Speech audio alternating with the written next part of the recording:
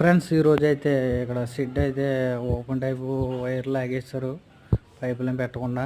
కాకపోతే ఈ ఎక్కడికక్కడ షార్టేజ్ అయిపోతున్న వైర్లు షెడ్, అందుకని ఏంటంటే పీకేసి శుభ్రంగా ఇప్పుడు వీటికి పైపులు ఎక్కించి చెయ్యాలి వైరింగ్, పైపింగ్ చేసి. చూడండి వైర్లు చూడండి ఎంత సిరగ్గా ఉన్నాయో, ఇంకొక షాక్ కొడుతున్నాయి.